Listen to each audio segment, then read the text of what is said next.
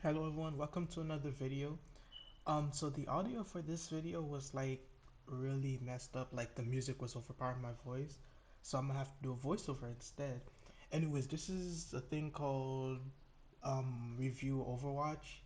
It's a thing in Dota too where you can like judge if people are like guilty or not of either feeding, griefing their team or like hacking or something like that. So right now, I'm basically just going over that within the video and getting ready to go into the thing, to go into the first case. Okay, so going into the first one, we had a Phantom Assassin accused of griefing 13s. So first, I was just trying to figure out like exactly how the Phantom Assassin was griefing their team and just watching the battle unfold and the movements of the Phantom Assassin. Okay, so as the fight progresses, we can see that the bristleback goes down, the Shadow Shaman goes down, and then the PA decides to be in while those two are down, which was a bad play overall. And then coming over here is when we notice why exactly the PA was being reported for griefing. So like it took me a second or two to realize what the hell just happened. But yeah, the PA was destroying their items, basically making them useless within the game. And since they're the hard carry within the game, they pretty much guaranteed their team was gonna lose that. Okay, so after the Phantom Assassin stayed in their fountain for like a while, they finally decided to go back in lane, which actually confused me. Because if you're gonna like sell all your, well, destroy all your items, she didn't even sell it, which would have been at least a bit better, but still griefing. But anyways, the Phantom Assassin has the audacity to go in lane with just the boots of speed and other items, and then proceeds to die. So they give the enemy team more XP and gold. And at that point, I decided there was enough to rule the verdict of guilty. They didn't cheat, hack, or script, but between destroying the items and that play they just did, that was definitely them griefing their team. And so I submitted my verdict since it was pretty much obvious.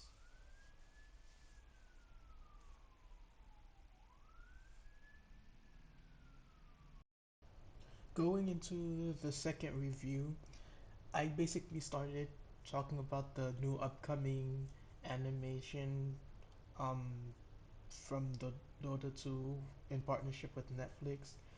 Basically talking about how I hope it's good and how it can expand on the lore and help players that don't read as much of the lore to better understand the characters. And then we go into the second clip thing. Here we just started analyzing what was going on. So like there was a fateless void, the Slark is there. Um like the enemy team was probably all there. Like the Phantom Lancer's team probably didn't know. So the Phantom Lancer overall was just out of position and their team was about to take a bad fight. As you can see, the Mirana is invisible right there on the steps. But I mean, they can't see it, but like the whole enemy team is either missing or right there while they have their rubric dead. The Phantom Lancer is still off to the side right there.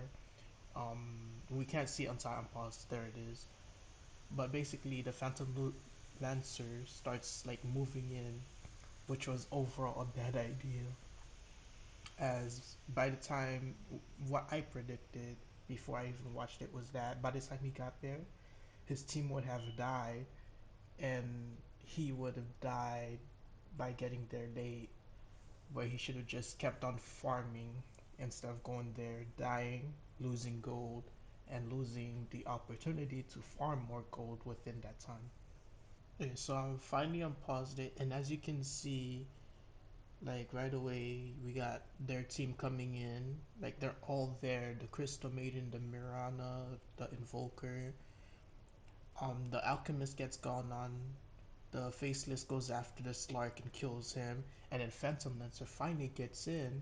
But by that time, you got the Slark down, and then you got the Alchemist basically at low health, and then he just comes in to die. And it's understandable why his teammates would think that he was feeding, because that was just atrocious what he did. Coming here, like this play was just probably worse. Because coming from the tree line, you see the Mirana arrow, you see the Invoker, so you know there's two there. So he goes in, and then he just gets gone on and dies again.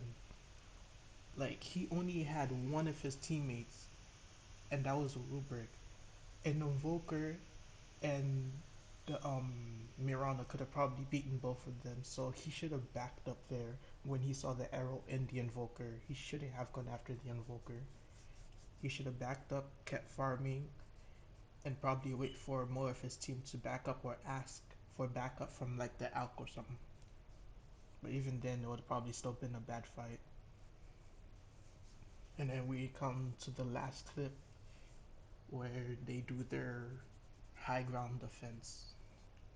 Okay, so starting with where the fighting starts, already the Nature's Prophet is out of position and he gets taken down. The Out then goes in after the Nature's Prophet then, and so does the Phantom Lancer. They both get altered by the Faceless Void and they both end up dying because they were both out of position.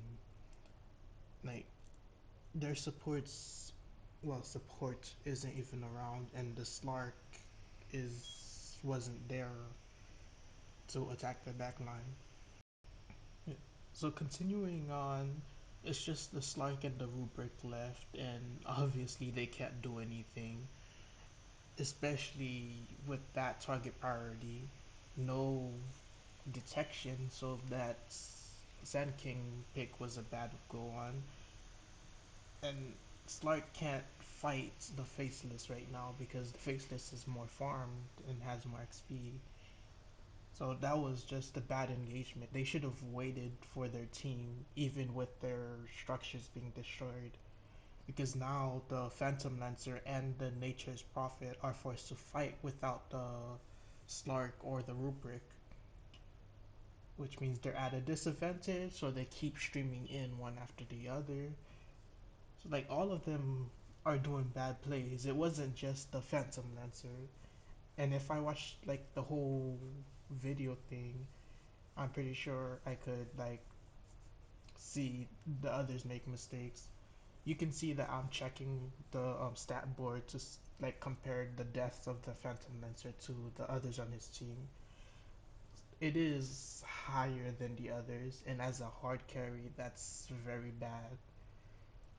But I just it was just bad playing. Like I don't think his feeding was intentional, and that's basically how I was thinking at the time watching this. Like he didn't do it on purpose. He just needs to get better. And like his teammates were also making similar mistakes, which of course is gonna happen at the rank, which is Guardian. I mean, granted, I'm only like one rank ahead of them, but it's clear to see like it's just various mistakes they need to work on and know when to fight and when not to fight. And that's what I went off of as I went to do my verdict.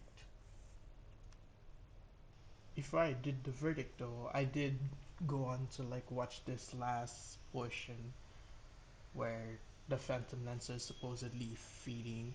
So he does go after the Faceless, which was bad because the Stark had already backed up and the rubric was starting to back up and putting himself out of position to help out with the kill.